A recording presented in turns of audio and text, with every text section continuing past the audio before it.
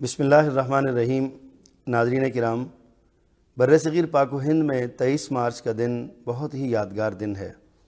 خصوصاً مسلمانان برصغیر کے لیے تو 23 مارچ ایک یادگار دن ہے، کیونکہ 23 مارچ 1940 وہ مبارک دن ہے جس دن برصغیر کے اندر ہندوؤں اور عیسائیوں کی غلامی سے نجات کے لیے خالصتاً نظریہ اسلام کی بنیاد پر ایک نئی ریاست کے حصول کی جد و جہد کا باقاعدہ آغاز کیا گیا۔ قیام پاکستان کے بعد المیہ یہ ہوا کہ جو ملک نظریہ اسلام پر بنا تھا، اسی ملک سے نظریہ اسلام کو دیس نکالا دینے کی کوششیں کی گئیں۔ بڑی بڑی سازشیں، گہری سازشیں ہوئیں۔ علماء وقت نے ان سازشوں کا ادراک کیا، اور ان ادراک کرنے والوں میں ایک معروف اور بڑا نام علامہ احسان الہی ظہیر رحمۃ اللہ علیہ کا تھا۔ 23 مارچ کا دن آتا ہے تو جہاں 1940 میں قرارداد پاکستان کی یاد آتی ہے، اسی طرح جب 23 مارچ کا دن آتا ہے تو 1987 میں وہ اندوہناک سانحہ بھی یاد آتا ہے جس میں تحریک نفاذ اسلام، تحریک غلبہ اسلام، ملک کو اسلامی نظام کا گہوارہ بنانے والے ایک عظیم قائد، عظیم لیڈر علامہ احسان الہی ظہیر شہید رحمۃ اللہ علیہ، ان کے جلسے میں، سیرت النبی کے جلسے میں بم دھماکہ ہوا اور ان کو ہم سے چھین لیا گیا۔ ناظرین کرام، آج کا یہ پروگرام حضرت علامہ احسان الہی ظہیر شہید رحمۃ اللہ علیہ کی خدمات اور ان کی حیات کے حوالے سے ہے۔ حضرت علامہ شہید رحمۃ اللہ علیہ اس تحریک کے روح رواں بھی تھے اور قافلہ سالار بھی، لیکن ان کے ساتھ حضرت مولانا حبیب الرحمن یزدانی شہید رحمۃ اللہ علیہ بہت ہی خوبصورت ساتھی تھے علامہ شہید رحمۃ اللہ علیہ کے۔ آپ اندازہ کیجئے، جب حضرت یزدانی شہید نے 23 مارچ کو قلعہ لچھمن سنگھ میں تقریر فرما لی، اٹھ کے جانے لگے تھے تو علامہ شہید نے ان کو بازو سے پکڑ کے کہا تھا، یزدانی بیٹھ جاؤ، اکٹھے ہی چلتے ہیں، اور پھر اکٹھے ہی دونوں دنیا سے رخصت ہو گئے۔ مولانا عبدالخالق قدوسی رحمۃ اللہ علیہ کا نام بھی اس تحریک کے سرخیلوں میں آتا ہے۔ آپ عظیم مصنف بھی تھے اور معروف عالم دین بھی تھے، اسلاف کی نشانی تھے۔ اسی طرح علامہ شہید رحمۃ اللہ علیہ کی قائم کردہ اہل حدیث یوتھ فورس کے صدر محمد خان نجیب رحمۃ اللہ علیہ، وہ بھی اس دھماکے میں جام شہادت نوش کر گئے۔ ان کے علاوہ اور بھی کچھ لوگ تھے جو نام تو ان کے معروف نہ تھے، لیکن بہرحال وہ علامہ شہید رحمۃ اللہ علیہ کے پروانوں میں سے تھے۔ علامہ شہید رحمۃ اللہ علیہ کا نام پوری دنیا میں گونجا ہے، اور آج تک تقریر کے میدان میں، تصنیف کے میدان میں، سیاست کے میدان میں، مسلک اور مذہب کے دفاع کے میدان میں، ہر لحاظ سے علامہ احسان الہی ظہیر رحمۃ اللہ علیہ کو لوگ رول ماڈل سمجھتے ہیں۔ ناظرین کرام، آج کے اس پروگرام میں ایک ایسی شخصیت ہمارے درمیان موجود ہے کہ جو علامہ شہید رحمۃ اللہ علیہ کے رفیق سفر رہے، ان کے زیر تربیت رہے، علامہ شہید سے بہت کچھ سیکھا، حتیٰ کہ جب علامہ شہید رحمۃ اللہ علیہ کے جلسے میں بم دھماکہ ہوا تو اس بم دھماکے کے ذرات ان کے جسم اور ان کی آنکھ پر بھی لگے، شدید زخمی تھے، 16 دن تک بے ہوشی کے عالم میں گزارے۔ جب ہوش آیا تو ان کا قائد ان سے بچھڑ چکا تھا، میری مراد ہے جناب رانا شفیق خان صاحب پسروری، اور ان کے ساتھ ہمارے ایک اور معزز مہمان تشریف فرما ہیں جو علامہ شہید رحمۃ اللہ علیہ کے بڑے ساتھی تھے۔ 30 برس علامہ صاحب کے ساتھ رفاقت رہی ان کی۔ علامہ صاحب کے شب و روز اور علامہ صاحب کی بہت ساری سیاسی اور سماجی سرگرمیوں سے واقف ہیں۔ آج کے عظیم دانشور اور معروف مبلغ ہیں جناب علامہ زبیر احمد ظہیر صاحب۔ ہم اپنے سلسلہ سوالات کا آغاز کرنے سے پہلے علامہ شہید رحمۃ اللہ علیہ کے حوالے سے، آپ کی آخری تقریر کے حوالے سے آپ کو ایک کلپ دکھانا چاہتے ہیں۔ ناظرین کرام، ذرا دیکھیے 23 مارچ 1987 کی رات جب قلعہ لچھمن سنگھ میں عظیم سانحہ وقوع پذیر ہوا، اس سے پہلے کی کیا کیفیات تھیں اور کیا حالات تھے۔ کبھی ہم 313 تھے، صرف 313، اور کوئی ہماری طرف ٹیڑھی نظر کر کے دیکھنے کی جرات نہیں کرتا تھا۔ رب کعبہ کی قسم ہے، مشرق و مغرب مل جائے، روس امریکہ کی قوتیں اکٹھی ہو جائیں، یہ 10 کروڑ अल्लाह की राह में मिटने का अज़म कर ले, सारी कायनात मिल के इनको मिटा नहीं सकती है। कहा या बेटा छोड़ दो या मोहम्मद की मोहब्बत छोड़ दो। कहा एक दफा कपकपी तारी हो गई, निगाह उठाई, आसमान की तरफ देखा, फिर कह लगे एक बेटा, 1000 बेटा हो मोहम्मद पे कुर्बान है। जी नाज़रीन किराम, आपने देखा, यकीनन आपको वो मंज़र आज भी उसी तरह कलेजा हलक को आता है जब हम ये मंज़र देखते हैं, आंखें डुबडुबा जाती हैं। इस हवाले से मैं पहले राना शफीक साहब से ये सवाल करूँगा, चूँकि ये इस वाक़े के चशमदीद गवाह भी हैं और वहाँ मौजूद थे। राना साहब ये बताइए कि आपने उस वक़्त क्या कैफियत महसूस की और क्या आपने देखा उस धमाके के वक्त? बिस्मिल्लाहिर्रहमानिर्रहीम। अबरार साहब, आज भी इतने साल गुजरने के बावजूद वो सारे मनाज़र जो हैं वो निगाहों के सामने महसूस होते हैं। इस प्रोग्राम को जब रखा जा रहा था तो हल्का रावी रोड के जो अहले हदीस यूथ फोर्स थी उसके अरकान बहुत मुतहर्रिक थे, बड़े जोश और जज्बे के साथ काम कर रहे थे। कई दिन पहले से उसकी तैयारियां शुरू कर दी गई थीं, इसलिए कि उस इलाके में हज़रत अल्लामा शहीद रहमतुल्लाह अलैह का या उनकी तंजीम का कोई जलसा पहले नहीं हुआ था, खुसूसन उस जगह पे। सही। और एक माहौल ऐसा था सियासी तौर पे भी कि हज़रत अल्लामा शहीद रहमतुल्लाह अलैह के नाम पर लोग लपकते चले आ रहे थे। आमरीत के ख़िलाफ़ जितने भी लोग थे सही, उनमें बहुत ज़्यादा मकबूल थे अल्लामा शहीद रहमतुल्लाह अलैह अपनी ख़ताबत और तकरीर के हवाले से। सही। इश्तिहार वगैरह छपा, और इश्तिहार की छपाई के लिए हमारे पाकिस्तान के जो सबसे बेहतरीन कातिब थे, खुशनवीस, उनका इंतखाब किया गया। सही। बेहतरीन अंदाज में वो शाया हुआ। कई लोगों ने आज तक वो फ्रेम करवा के इश्तिहार रखा हुआ है। बिल्कुल सही। लक्ष्मण सिंह, एक किला लक्ष्मण सिंह एक जगह है, चौक था, उस चौक में जो चौक का मंडेर वगैरह था उसी को स्टेज बनाया गया था। सही। यानी उसके मंडेर की वो चौराहा जो मंडेर बना हुआ था उससे मशरक़ की सिमत में जो रास्ता था वो ज़रा खुला था, तो उसको बनाया गया था जलसेगाह का पंडाल, और उस हिस्से को जो चौराहे की शक्ल में था उसको स्टेज बनाया गया था। बिल्कुल सही। बड़ी रौनक थी, सामने कुर्सियां लगी हुई थी, लोग शाम ही से आना शुरू हो गए थे। जलसा अपने जोबन पे था।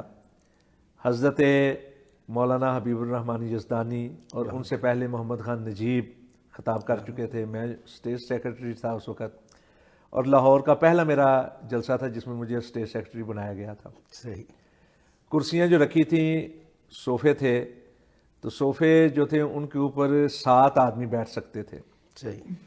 लेकिन उस दौरान में 1-2 कुर्सियां और ला के रख दी गई, तकरीबन 10 के करीब लोग वहाँ बैठे हुए थे। सही। हज़रत अल्लामा शहीद रहमतुल्लाह अलैह थके हुए थे, इसलिए कि उससे पहले उन्हीं दिनों में शरीयत बिल का भी मसला था। बिल्कुल सही। और जगह जगह शरीयत बिल के हवाले से मुज़ाकरे हो रहे थे। सही। और जनरल ज़ियाउल हक ने जो शरीयत बिल पेश किया था, हज़रत अल्लामा शहीद उसके सबसे बड़े नाक़िदीन में से थे। सही। उससे 2-3 दिन पहले जंग फोरम में एक मुज़ाकरा भी हो चुका था शरीयत बिल। उसके बाद अगले रोज़ यानी 20 मार्च को ख़त्म नबूवत कॉन्फ्रेंस थी, ख़ातमुन नबीयीन कॉन्फ्रेंस चनियोट के अंदर। फिर 21 तारीख को हज़रत अल्लामा शहीद जो हैं वो पसरूर गए। पसरूर से आकर, ये 23 का था, उससे और भी कुछ मसरूफियात थी, थके हुए थे। तो अल्लामा शहीद रहमतुल्लाह अलैह के लिए कुर्सी लाकर रखी गई कि वो उस पर बैठकर खिताब फरमाएंगे। कुर्सी थी आम टेंट की, आजकल तो उसमें भी सोफे हुए, लेकिन वो आम थी, नैलून की बैठक बनी, सादा कुर्सी थी। बिल्कुल सही। तो आखिर में मैं बैठा हुआ था, अकेला सोफा था, उसके ऊपर मैं बैठा हुआ था। मेरे साथ हज़रत हबीबुर रहमान यज़दानी थे, उनके साथ शेख एहसानुल हक थे, उनके साथ मोहम्मद खान नजीब थे, उनके साथ थे मौलाना अब्दुल खालिक क़ुद्दूसी, उनके साथ एक और बुज़ुर्ग थे। اسی دوران میں نئی بادشاہ جو ہیں وہ بھی آ کے نا تو گھسر کے ان کے ساتھ اندر بیٹھ گئے. سامنے میرے اور یزدانی صاحب کے آدھے سامنے کرسی لا کے رکھی گئی حضرت علامہ شہید کے لیے. اس کے ساتھ ایک میز تھا جس طرح یہ میز ہے. میز کے ساتھ ایک کارکن تھے رانا فاروق. ان کے والد رانا اکرام پیپلز پارٹی کے بڑے اپنا سرگرم رکن تھے اور وہ تنظیم نظریاتی طور پہ اہل حدیث تھے. تو رانا فاروق جو ہے درمیان میں بیٹھے ہوئے تھے. اس کے ساتھ ویڈیو والے تھے محمد عالم اور ان کے بھائی. وہ ویڈیو اپنا ریکارڈنگ کر رہے تھے. تو جب علامہ صاحب بیٹھے ہیں تو بیٹھنے کے ساتھ جب تقریر شروع کی تو اس دوران میں ایک گلدستہ آیا. گلدستہ تھا بڑا بنا ہوا, اس کے اندر پھول رکھے ہوئے تھے, ذرا اونچا تھا, اور اس کے اوپر باقاعدہ پیتل کا وہ گلدستہ تھا, اس کے اوپر باقاعدہ نکالا ہوا تھا, کیا کہتے ہیں اس کو, کندہ کاری کر کے نقاشی کی ہوئی, اسلام کا بے باک سپاہی, احسان الہی احسان الہی. صحیح. لیکن جو مزے کی بات میں بتانے لگا ہوں وہ یہ ہے کہ گلدستہ وہ آیا ہے اس سائڈ سے جس طرف ویڈیو والے بیٹھے ہوئے تھے ان کی طرف سے. تو مجھے یزدانی صاحب نے میرے یہاں ران پہ ہاتھ مار کے کہنے لگے ایسے, اپ سروری ویخ جلسہ مک گیا تو گلدستہ ہونا ہے. صحیح. یعنی اگر گلدستہ جلسے کا حصہ ہوتا تو بہت پہلے آ جاتا تھا. بالکل صحیح. بعد میں آیا. اور پھر جس طرف سے بھیجا گیا, مثلا میں نے علامہ صاحب کو پکڑا دیا, علامہ صاحب نے آپ کو پکڑا دی, اس طرح پکڑاتے پکڑاتے جس طرح ویڈیو والے تھے اس کے پیچھے پولیس والے تھے, وہ پولیس والوں کو پہلے دیا, انہوں نے ویڈیو والے کے پاس ایک آدمی تھا اس کو دیا, پھر آیا, پھر رانا فاروق کے پاس آیا, رانا فاروق نے پکڑ کے تو میز پہ رکھ دیا. بالکل. لیکن جب میز پہ رکھا نا تو ایک تو تھا وہ اونچا, اس کے اوپر اس کے پھول, تو ویڈیو والے نے یہ اشارہ کر کے کہا کہ اس کی وجہ سے علامہ صاحب نظر نہیں آ رہے, تو آپ ایسا کریں کہ یہ ہٹا دیں. صحیح. علامہ صاحب کی تقریر کے دوران میں وہ اس نے اپنا, تو رانے فاروق نے پکڑ کے تو اپنے سامنے رکھ لیا نیچے, ایسے چوکڑی مار کے بیٹھے ہوئے تھے, اپنے سامنے رکھ لیا. وہ اسی گلدستے میں تھا جو کچھ بھی تھا. صحیح. اور جس طرح اس پہ وہ لکھا گیا تھا اسلام کا بے باک سپاہی احسان, اس کا مطلب یہ تھا کہ باقاعدہ پلاننگ کی گئی تھی بہت پہلے سے اور تیار کیا گیا تھا. بالکل. اور چونکہ ایسا واقع کبھی ہوا ہی نہیں تھا پہلے, اس لیے کسی کے وہم و گمان میں بھی نہیں تھا کہ یہ ہوگا. بالکل صحیح. اور وہاں صورت حالات یہ تھی اپنا ابرار صاحب کہ جب وہ پھٹا ہے تو اس سے پہلے اس میں سے شعاع نکلی ہے. اچھا. اس گلدستے میں سے تو شعاع دیکھ کے علامہ صاحب نے چھلانگ لگانے کی کوشش کی. اب آپ کو معلوم ہے کہ علامہ صاحب کا وجود ذرا بھاری تھا, تو جیسے چھلانگ لگانے کی کوشش کی ہے ویسے ہی وہ پھٹا ہے. پھر علامہ صاحب کو ایک تو جو کوشش کی چھلانگ لگانے کی, دوسرا وہ جب پھٹا تو ایسے اٹھا کے لے گیا, اور یہی وجہ ہے کہ علامہ صاحب کی یہ جو تھی نا ٹانگ اور یہ حصہ وہ سارے کا سارا چھلنی ہو چکا. بالکل صحیح. اسی کی وجہ سے وہ دور جا کے گرے. صحیح. اب مجھ پہ بھی ایک کیفیت تھی, آنکھوں کے آگے اندھیرا ہے, بالکل کچھ نہیں سوج رہا. یکدم مجھے شور سنائی دیا. صحیح. اور جس طرح کسی چیز کے اندر بجلی کی لہریں ہم دیکھتے ہیں نا ٹی وی اسکرین پر, اس طرح اندر لہریں دوڑ رہی تھی میرے. تو میں نے یہ سمجھا کہ یہ شور اس لیے مچا ہوا ہے کہ مجھے کرنٹ لگ گیا ہے. تو لمحاتی چیز جو ہے, بیان میں تو وقت لگتا ہے لیکن لمحاتی سوچ, تو میں نے یہ سوچا کہ میں لوگوں کو کیوں انتظار کروں, میں خود کوشش کرتا ہوں. تو جب میں ہلا ہوں نا تو میری آنکھوں کے سامنے جو اندھیرا تھا نا, بالکل نظر کچھ نہیں آ رہا, وہ پھر مجھے کچھ دکھائی دیا تو اندھیرا اندھیرا ہو چکا تھا. چونکہ جب پھٹا اوپر بجلی کی تاریں تھیں, لائٹیں بند ہو گئی, وہ ساری لائٹیں بند ہو گئی, تو لوگ باغ کے دور دور گرے ہوئے تھے. بالکل صحیح. تو میں خود اپنی جگہ سے گر چکا تھا, جس صوفے میں بیٹھا تھا میں اس سے اڑ کے تو کنات جو لگی ہوئی تھی نا, کنات کے پاس جا کے گرا ہوا تھا. تو جیسے ہی میں نے دیکھا تو میں نے ایسے دیکھا نا تو یزدانی صاحب شہید رحمۃ اللہ علیہ ایسے پڑے ہوئے تھے, سارا چہرہ زخم و خون بہہ رہا ہے, چھاتی. تو میرے دل میں آیا کہ یزدانی صاحب شہید ہو چکے ہیں. میرے ذہن میں آیا. اب میں نے دیکھا کوئی نہیں ہے پاس, دور دور لوگ شور مچا رہے ہیں. میں نے کوشش کی کہ میں اٹھ کے نیچے اتروں, لیکن جیسے میں چلا ہوں نا میں پھر گر گیا ہوں.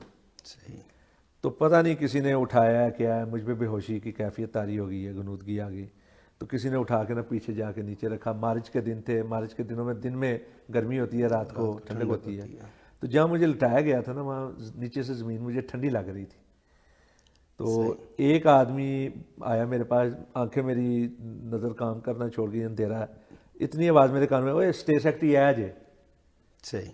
انہوں نے مجھے اٹھا کے ایک رکشے میں ڈالا ہے. یعنی اس وقت بعد میں جو حالات پتہ چلا کہ یہ تھی کہ جس کو جو ملا ہے, جو چیز ملی, یا کوئی سائیکل پہ بٹھایا کسی نے کسی طرح کیا ہے. میں 10 لوگ تو شہید ہوئے تھے اور 100 سے زیادہ زخمی تھے. پہلا واقعہ تھا, بہت بڑا اپنا دھماکہ تھا, اور سارے چونکہ قریب تھے. تو جب رکشے میں بٹھایا نا, میرے ساتھ ایک اور آدمی کو بٹھایا, تو اس کی جو ہے نا گردن میری چھاتی پہ تھی. اب وہ جب رکشہ چلا نا تو خون نکلنا شروع ہوا, تو میں یہ سمجھ رہا تھا کہ اس کا خون نکل رہا ہے, وہ نکل رہا تھا میرے اندر سے, یہ چھاتی وغیرہ کے. صحیح. اچھا, ساتھ ہی میرے آنکھ سے خون بہنا شروع ہو گیا. ایک دفعہ نکلا, میں نے ایسے پوچھا, دوسری دفعہ پوچھا, پھر میں نے کہا بہتا تو بہنے, تو میں نے چھوڑ دیا. صحیح. وہ آدمی جو ہے نا, پہلے تو میں نے کوشش کی کہ اس کو ہٹا دوں, پھر میں نے کہا پتہ نہیں کس کیفیت میں ہے اور یہ خون اس کا نکل رہا ہے, مجھے نہیں پتا تھا میرے لیے. بہرحال جیسے چلا, پھر غنودگی طاری, پھر ہسپتال میں پہنچے ہیں. پھر اس کے بعد میں تقریباً 16 دن بے ہوش رہا ہوں. کیا معلومات ہوئی ہیں وہ بعد میں ساتھیوں سے پتہ چلا ہے, وہ حافظ صاحب بہتر انداز میں آپ کو بتا سکتے ہیں کہ اس کے بعد کیا صورتحال ہوئی. لیکن یہاں ایک چیز جو ہے میں بتانی چاہتا ہوں, وہ یہ کہ گلدستہ باقاعدہ تیار ہوا تھا, پلاننگ کی گئی تھی. پھر وہ آیا اس طرف سے جس طرف پولیس والے کھڑے تھے. اچھا, جب جلسہ ہونے لگا تھا, جلسہ ہونے سے پہلے ایک آدمی آیا, اونچے لمبے قد کا تھا, چراغلی ٹوپی اس نے پہنی ہوئی ہے. جلسہ تو عشاء کے بعد شروع ہوا, مغرب کے بعد.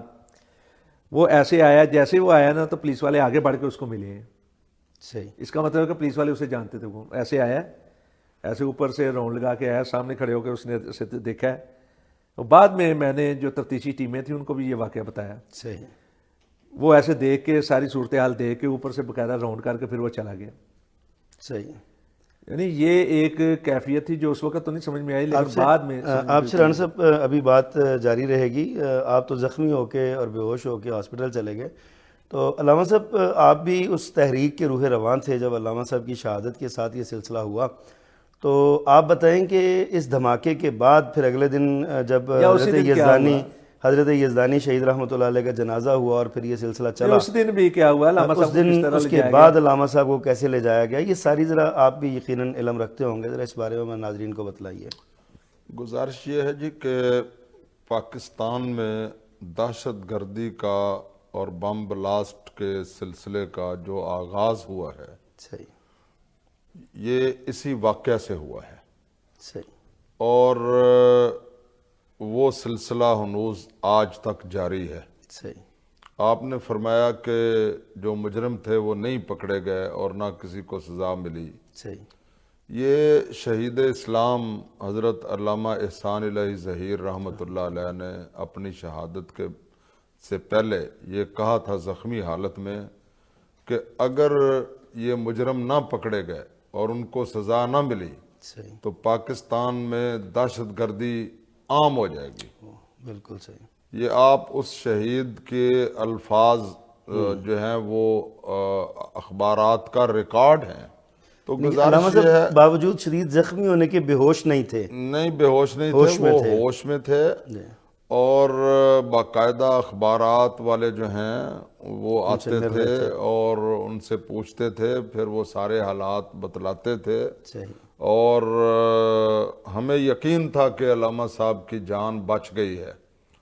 مگر یہ واقعہ جو ہے ہماری سمجھ سے بالا ہے کہ یہاں لوگ بیمار ہوتے ہیں, زخمی ہوتے ہیں, تو وہ کوئی علاج کے لیے لندن جاتا ہے, کوئی ماسکو جاتا ہے, کوئی واشنگٹن جاتا ہے, کوئی نیو یارک جاتا ہے. مگر یہ اللہ کا عجیب نظام تھا کہ بندہ جو ہے وہ یہاں لاہور میں زخمی ہوتا ہے, علاج کے لیے سعودی عرب جاتا ہے, اور پھر اس کی وفات ہوتی ہے تو جا کر جنت البقیع میں دفن ہوتا ہے. تو یہ جو ہے یہ میرے ذہن میں آتا ہے کہ سرکار دو عالم صلی اللہ تعالی علیہ وسلم نے نبوت کی زبان وحی الہی کے ترجمان سے یہ ارشاد فرمایا تھا کہ انسان کو بنانے کے وقت اللہ تعالیٰ جس مٹی سے اس کا خمیر لیتا ہے اسی مٹی سے وہ مرنے کے بعد جا کر دفن ہوتا ہے. تو اس سے اندازہ لگایا جا سکتا ہے کہ پہنچی وہیں پہ خاک جہاں کا خمیر تھا. تو ان کی جو تڑپ تھی، جو ان کا ولولہ تھا، جو ان کا جوش تھا، جو ان کے احساسات تھے، اور جو ان کی تقریر میں درد پایا جاتا تھا، سوز پایا جاتا تھا، جو شاہ اسماعیل شہید کی جرأت اور تڑپ پائی جاتی تھی، وہ 2 اور 2 4 کی طرح تھی۔ جب جناب رانا شفیق احمد پسرور صاحب نے ذکر کیا ہے 2 دن پہلے چنیوٹ گئے تھے، تو چنیوٹ جاتے وقت وہ خود ڈرائیونگ کر رہے تھے اور میں ان کے ساتھ تھا، تیسرا کوئی بندہ نہیں تھا۔ اللہ اکبر۔ اب آپ اندازہ کیجئے کہ جاتے ہوئے بھی اور آتے ہوئے بھی بڑی راز کی باتیں اور بڑی خاص ہم نے ڈسکشن کی کہ بھئی اب کیا ہونا چاہیے اور کیا نہیں ہونا چاہیے۔ اور پھر وہاں جب تقریریں کیں تو میں نے بھی تقریر کی چنیوٹ ختم نبوت کانفرنس میں، اور پھر دوسرے مقررین بھی تھے۔ اس کے بعد انہوں نے یہ ارشاد فرمایا کہ فاروقے جانا ہے، فاروقہ وہاں سے ربے میں سے گزر کر بہت دور۔ یہ موسم بھی اس میں خراب ہو گیا، رات کو آندھی آئی بڑی تند و تیز، اس بارش ہوئی بہت زیادہ، بارش ہوئی شدید، اور لوگ تو وہ 1 منٹ بھی نہ ٹکتے، لیکن علامہ صاحب رحمۃ اللہ علیہ نے بڑے گرجدار آواز میں فرمایا کہ جو ہمارا ساتھی ہے وہ بارش سے نہیں ڈرے گا، بالکل، اور جو لوگ بارش سے ڈرتے ہیں وہ ہمارے ساتھی نہیں ہو سکتے۔ بالکل، ہم صرف بلکہ یہ الفاظ تھے تو یہ ہمارے ساتھ وہ چلے جو گولیوں کے سامنے سینہ تان کے کھڑا ہو جائے۔ بالکل۔ تو پھر وہ کانفرنس جب ختم ہوئی تو کہنے لگے کہ فاروقے چلنا ہے، تو میں نے بڑا منع کیا، میں نے کہا کہ جناب یہ رات کا وقت ہے۔ پھر آپ نے ختم نبوت کانفرنس میں خطاب کیا ہے، قادیانیوں مرزائیوں کے خلاف آپ کی خوفناک تقریر تھی، اور ابھی آپ آدھی رات کو کہتے ہیں ربے میں سے گزر کر پھر فاروقے جانا ہے۔ لیکن وہ انہوں نے کہا نہیں، وہاں ضرور جانا ہے، وہاں ہمارا ایک کارکن رہتا ہے، وہ ناراض ہے، اس کو لازماً منانا ہے، اس کو منائیں گے تو پورا علاقہ کور ہو جائے گا۔ علامہ صاحب یہاں پہ وقت ہوا ایک بریک کا، یہ سلسلہ آپ سے جاری رہے گا، یادیں جو ہے نا وہ ضرور آپ سے انشاءاللہ ہم شیئر کریں گے اپنے ناظرین کے ساتھ۔ ناظرین اکرام، چند لمحے کے لیے میں اجازت دیجیے، وقفے کے بعد دوبارہ ملتے ہیں۔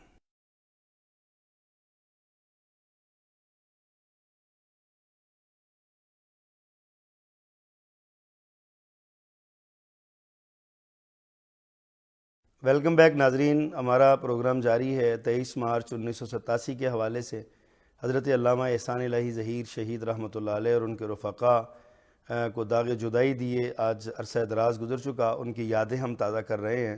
حضرت علامہ زبیر احمد ظہیر وقفے سے پہلے ہمیں علامہ شہید رحمۃ اللہ علیہ کے فاروقہ جانے کا وہ جرأت مندانہ ایک واقعہ سنا رہے تھے۔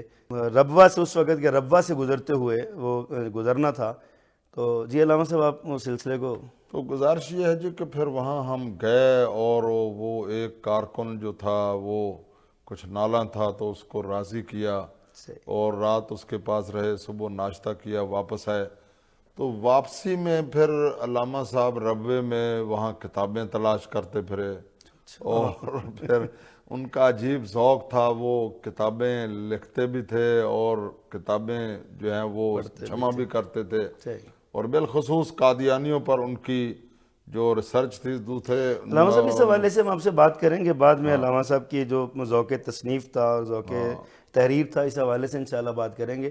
لیکن ابھی میں نے آپ سے سوال کیا تھا کہ اس دھماکے کے بعد علامہ صاحب جتنے دن ہسپتال رہے لاہور میں، اور اس کے بعد پھر ان کا سفر ہوا سعودی عرب کا زخمی حالت میں ہی، اس دوران حضرت حبیب الرحمن یزدانی شہید رحمۃ اللہ علیہ کا جنازہ ہوا، دیگر شہداء کے جو ہے نا وہ جنازے ہوئے، ایک تحریک کی، محمد خان نجیب بھی، مولانا عبدالخالق قدوسی صاحب بھی، شیخ عمران بھی، اور دیگر جو لوگ تھے ان کے جنازے ہوئے۔ پھر ایک تحریک کی کیفیت پیدا ہوئی، ناصر باغ میں بھی ایک بڑا بھرپور اجتماع ہوا، اس حوالے سے آپ کچھ اپنی۔ میں یہ اسی طرف آ رہا ہوں، اصل میں وہ جو واقعہ ہے اس میں ایک تاریخ ساز جملہ ہے جو میں ضرور اپنے سامعین سے اور ناظرین سے شیئر کرنا چاہتا ہوں۔ جی ضرور ضرور۔ کہ راستے میں پھر ہم اکیلے تھے، اور سارے راستے میں ان کو کہتا آیا کہ آپ یہ جو چیلنج دے رہے ہیں ہر جلسے میں، اس وقت صورت حالات ایسی تھی کہ جہاں بھی علامہ صاحب جاتے تھے پورے ملک کے عوام جو ہیں وہ امڈ آتے تھے، جس طرح کبھی آغا شورش کاشمیری کے لیے یا کبھی عطاء اللہ شاہ بخاری کے لیے لوگ آتے تھے۔ یہ کیفیت ہو چکی تھی کہ بھئی اگر کسی قصبے میں بھی جاتے تو وہاں بھی 25-30 ہزار لوگ بالکل جمع ہو جانا معمولی بات تھی. اور یہ جو بڑے بڑے جلسے کیے علامہ صاحب نے لاہور میں, راول پنڈی میں, کراچی میں, پشاور میں, تو ہر جلسے میں چیلنج دیتے تھے کہ کوئی جماعت, پیپلز پارٹی, مسلم لیگ, جماعت اسلامی, کوئی دوسری جماعت جو ہے وہ ہمارے مقابلے میں جلسہ کر کے دکھائے. اور حقیقت یہ ہے کہ اس وقت جو وہ ایک ایسی بڑی قوت بن چکے تھے. تو میں نے راستے میں کہا, میں نے کہا آپ کو اندازہ ہے کہ آپ کہاں پہنچ چکے ہیں؟ اللہ. تو یہ سیاست بڑی بے رحم چیز ہے. پلیز آپ اپنی سیکیورٹی کا معقول بندوبست کریں. تو مجھے انہوں نے کہا کہ مجھے بھی یہ احساس ہے کہ سیاست کے سینے میں دل نہیں ہوتا, مگر حافظ صاحب جب کبھی وہ مجھ سے پیار سے بولتے تھے تو وہ کہتے تھے حضرت حافظ صاحب یہ فیصلہ کر چکا ہوں کہ یا اس ملک میں اسلام نافذ ہو جائے گا یا میں شہید ہو جاؤں گا, اللہ. تیسرا کوئی راستہ نہیں ہے. پھر یہ لمحہ آ گیا. اور یہاں آپ کو میں بتلانا چاہتا ہوں کہ وہاں میو ہسپتال میں جو دوسری منزل پر وہ وہاں تھے, تو وہاں پورے ملک کی سیاسی قیادت, میڈیا کی قیادت, سب جمع ہو. مذہبی قیادت, اور جو دنیا جہان کا کوئی اہم آدمی تھا وہ اس طرح لائنیں لگی ہوئی تھیں اور علامہ صاحب کی ایک وہ جھلک دیکھنا چاہتے تھے. اور پھر بہت خاص لوگ جو تھے ان کے ساتھ علامہ صاحب گفتگو بھی کرتے تھے. اور مجھے انہوں نے کہا کہ یہاں بھی خیال رکھنا کہ یہاں بھی کوئی واقعہ نہ ہو جائے, کیونکہ میں سمجھ چکا ہوں کہ جن لوگوں نے یہ واقعہ کیا ہے اور اس سانے سے ہمیں جو ہے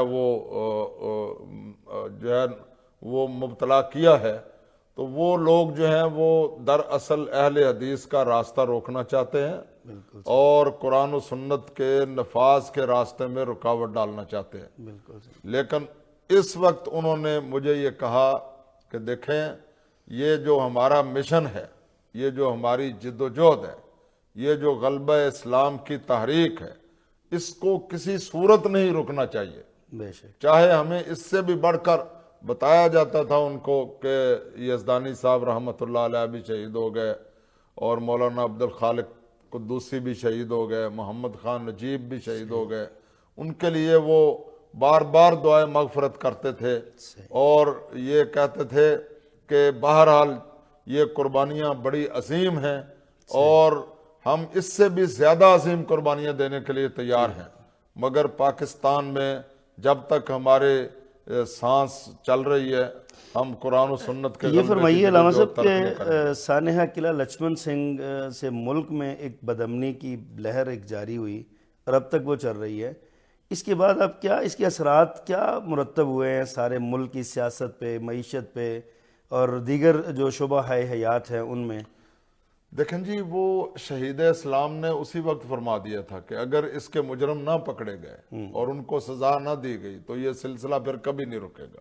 ہمیں اس میں فخر ہے کہ آج تک ہم نے استحکام پاکستان کے پیش نظر, ملکی بقا اور سالمیت کے پیش نظر کبھی بھی انتقامی سیاست نہیں کی ہے اور نہ کوئی ہم نے ملک میں بدامنی کی ہے.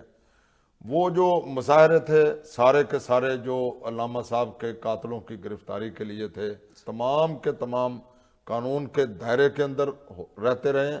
لاکھوں کی تعداد میں لوگ جو نکلتے تھے, لیکن نہ کسی املاک کو, نہ کسی جان کو, نہ کسی درخت کو, کسی کو نقصان. اچھا, اس میں ایک اور بات تھی جو امتیاز کی حامل ہے کہ جس طرح حافظ صاحب نے فرمایا ہے کہ بعض جماعتیں جو ہیں وہ انتقامی سیاست میں آ گئی تو اپنی حد تک محدود ہو گئی.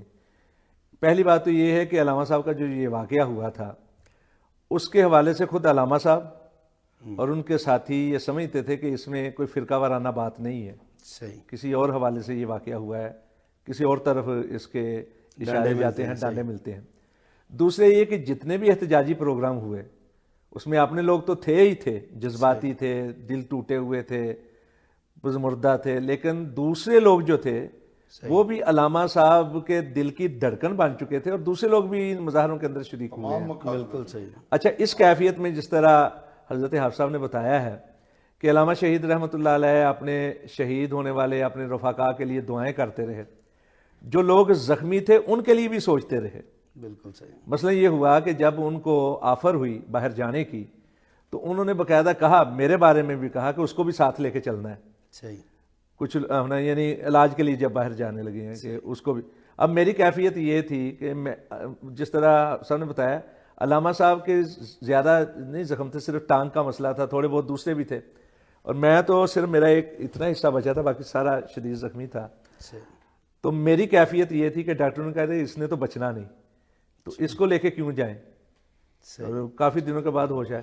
یعنی اس حالت میں بھی حضرت علامہ شہید اپنے کارکنوں کے لیے سوچتے رہے ہیں۔ بالکل صحیح۔ رضا صاحب، اس پہ میں علامہ صاحب کی جو سیاسی ایک ان کی سرگرمیاں تھیں اس پہ بات کرنا چاہتا ہوں، لیکن اس سے پہلے آپ ان کے زیر تربیت رہے ہیں، خصوصی طور پہ آپ نے ان کی تربیت، ان سے بہت زیادہ تربیت حاصل کی ہے۔ میں علامہ صاحب کی بحیثیت مربی علامہ صاحب کی ذات کے حوالے سے آپ سے یہ سوال کرنا چاہتا ہوں کہ آپ نے ان کا انداز تربیت کیا تھا، ایک قائد کا انداز تربیت اور ایک بحیثیت انسان کے ان کا کیا ان کے تاثرات ہوتے تھے آپ لوگوں کے بارے میں؟ ہمارے ہاں عموماً یہ کہا جاتا ہے کہ برگد کے نیچے کوئی پودا تناور نہیں ہوتا، بالکل صحیح، یعنی اوپر نہیں اٹھتا، لیکن علامہ شہید رحمۃ اللہ علیہ کے ساتھ جو چلا ہے، علامہ صاحب نے اس کو انگلی پکڑ کے صرف چلایا ہی نہیں، اس کو بڑا بنایا ہے۔ بے شک۔ میں یہ بات ہر شخص فخر کر سکتا ہے، لیکن میں بھی بہرحال فخر کر سکتا ہوں اس حوالے سے کہ میں یہ بات کہہ سکتا ہوں کہ تنظیمی زندگی میں کارکن کی حیثیت سے آخری دور میں جتنا میں قریب تھا، صحیح، شاید کوئی اور بھی ہوں گے، لیکن میں اپنے ایک تو ہمیں یہ فخر تھا کہ علامہ شہید رحمۃ اللہ علیہ طالب علمی کے دور میں پسرور میں جاتے رہے ہیں پڑھنے کے لیے، والد صاحب کے ساتھ ان کے والد کے بڑے قریبی تعلق تھے، ہمارے والد صاحب سے بہت زیادہ وہ محبت کرتے تھے، اس وجہ سے میں کراچی میں طالب علم تھا، تو حضرت علامہ شہید رحمۃ اللہ علیہ جب، بلکہ اس سے پہلے یہ ہوا کہ 9ویں 10ویں میں تھا جب جمعیت طلباء الحدیث بنی، تو اس کی بھی سرپرستی علامہ صاحب سرپرستی ہی نوجوانوں کی کیا کرتے تھے، بوڑھوں کے ساتھ پیار محبت احترام کا رشتہ تھا، لیکن تو یہاں 16A اقبال ٹاؤن میں نئی آبادی بنی تھی، بستی بنی تھی، تو کوٹھی خریدی علامہ صاحب نے، صحیح، تو وہ دے دی جمعیت طلباء الحدیث کے دفتر بنانے کے لیے۔ ماشاءاللہ۔ میں وہاں تھوڑے دن رہا، بعد میں کراچی چلا گیا پڑھنے کے لیے۔ تو پھر یہ صورت حالات تھی کہ علامہ صاحب جب بھی جاتے تو میں خادم کے طور پر 24 گھنٹے علامہ صاحب کے ساتھ رہتا، ایئرپورٹ سے لے کر ایئرپورٹ چھوڑنے تک۔ ہوٹل میں اگر قیام کرتے تو وہاں بھی میں ان کے ساتھ کمرے میں رہتا تھا۔ مجھے یہ بات کہنے میں کوئی باک نہیں کہ علامہ شہید رحمۃ اللہ علیہ ظاہری طور پر جتنے اچھے تھے، باطنی طور پر اس سے بھی کہیں اچھے تھے، بے شک۔ اور میں نے دیکھا ہے کہ بظاہر وہ بڑے سخت دکھائی دیتے تھے، لیکن نہایت رقیق القلب تھے، بالکل نہایت رقیق القلب۔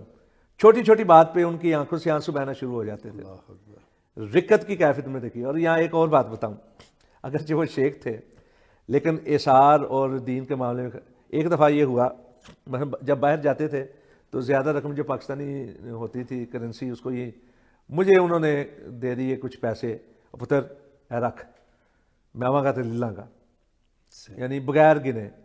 اب میں نے گنا تو وہ 55,000 تھے اس وقت، یہ 85 کے آخر کی یا 86 کے شروع کی بات، 85 کے آخر کی۔ جب واپس آئے تو کراچی سے آنا تھا اور انٹرنیشنل فلائٹ جو تھی، تو میں نے کہا علامہ صاحب وہ پیسے ہونا کی وہ امام صاحب نے دے رہا، یعنی مولانا عبد الرحمان سلفی، انہوں نے دے دینا، کہنا کہ بچیاں کھوا دیں، دعوت کھوا دیں۔ اللہ، نہ جاتے ہوئے گنے نہ آتے ہوئے پوچھے کتنے کتنے، میں نے جا کے ان کو دے دی، یعنی یہ۔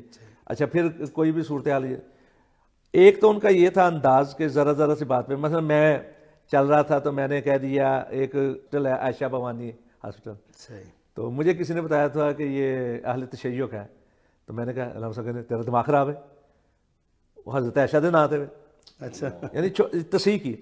اسی طرح دوران گفتگو کوئی لفظ غلط بولا تو اسی وقت انہوں نے تصحیح کر دینی۔ بالکل صحیح۔ پھر ان کی کوشش یہ ہوتی تھی کہ نوجوان جو ہیں ان کو اپنے سے پہلے تقریر کروائیں، جلسے میں لے کے گئے ہیں، جلسے میں تقریر کروائی، تقریر کی، تو میری شروع میں عادت یہ تھی کہ مکفہ مسجع عبارتیں جس طرح ہم لکھتے تھے اس طرح، تو مجھے علامہ صاحب کہنے لگے یہ جو تواتر ہے نا اچھا لگتا ہے لیکن دلائل زیادہ دیا کرو، بالکل صحیح، لوگوں کے ایسے انداز میں بات کرو کہ لوگوں کے ذہن میں بیٹھ جائے، بالکل ٹھیک، یہ چیزیں بھی رکھو۔ اچھا، پھر کتابوں کے لیے مطالعے کے حوالے سے اپنا کرواتے رہنا۔ یہاں ایک دفعہ میں پڑھ رہا تھا نوائے سروش غلام رسول میر کی، صحیح، جو دیوان غالب کی شرح، علامہ صاحب آئے، تو میں نے جب دیکھا علامہ صاحب میں نے اسی وقت فوراً کتاب چھپا لی کہ علامہ صاحب ڈانٹے نہیں. تو علامہ صاحب نے دور سے دیکھ لیا تھا. اب ایک مربی کے انداز میں انہوں نے کیا کیا ہے, اوئے کیل کا ہے, وہ انداز تھا نا, ہم تو بچے تھے ان کے, یعنی چھپایا کیا ہے, یعنی نظر دیکھیں کتنی ہے. اگر کوئی اور ہوتا تو نظر انداز کر دیتا یہ اس کا ذاتی معاملہ, لیکن وہ تربیت کر رہے تھے. میں نے کہا جی وہ نوائے سروش غلام رسول مہردی, یعنی اس کا مطلب ہے کہ انہوں نے خود بھی پڑھی ہوئی تھی. میں نے کہا تو چھپائی کیوں ہے, اگرچہ وہ پنجابی میں بات کر رہے تھے. میں نے کہا جی وہ آپ سے ڈرتے ہوئے کہ آپ نہ بڑا بیوقوف ہے, یہ ان کا لہجہ تھا, بڑا بیوقوف ہے. پھر وہ مجھے ساتھ لے کے اپنی لائبریری میں گئے اور وہ جو کلاسیکل اردو ادب کی کتابیں تھیں وہ دکھائیں اور کہنے لگے یہ دیکھیں, یہ پڑھ لیا کرو یہاں سے. وہاں میں نے دیکھا جتنا کلاسیکل ادب کم ہی علماء کے گھر میں ہوتا ہے. پھر ان کا یہ انداز تھا کہ تقریر جب کرواتے, ایک دفعہ میں اور ایک دو اور ساتھی تھے, کاموں کی میں تقریر ہوئی تو اس ساتھی نے کوئی شعر جو ہے وہ غلط پڑھ دیا. تو چونکہ علامہ صاحب کے ساتھ تھے اور اکثر سفر میں علامہ صاحب خود ڈرامہ کرتے تھے, علامہ صاحب مجھے کہتے ہیں یہ شعر جو اس نے پڑھا وہ کیسے ہے. میں نے کہا ایسے, کہنے لگے ایک دوسرے سے سیکھا کروں.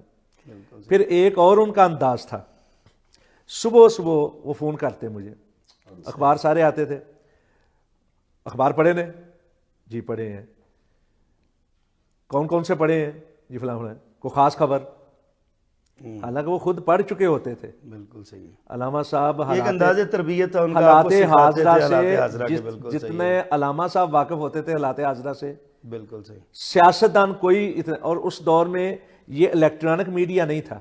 بالکل صحیح. اور میں یہاں جو بات علامہ صاحب نے کی ہے میں اس کے حوالے سے دھماکے والے واقعے کے حوالے سے میں کرنے لگا ہوں کہ جب یہ واقعہ ہوا 23 مارچ تھا, اگلے دن اخبارات کی چھٹی تھی. اس کے باوجود پورے پاکستان میں جنگل کی آگ کی طرح یہ خبر پھیل گئی تھی کہ یہ واقعہ ہوا ہے. اور پھر لوگ جس طرح امٹ کے آئے ہیں ہسپتال میں, اور جس طرح اچھا وہ فون کرتے, اخبار پڑھا ہے, ہاں جی کون سا, فلاں, کوئی خاص خبر جی فلاں, کیوں, یعنی وہ خبر کی اہمیت کی وجوہ پوچھتے تھے. بالکل صحیح. اور اگر ہم کہتے کہ فلاں, کہتے فلاں کیوں نہیں, یعنی یہ انداز تربیت تھا ان کا. یہاں پہ وقت ہوا ایک بریک کا, ملتے ہیں چند لمحات کے بعد.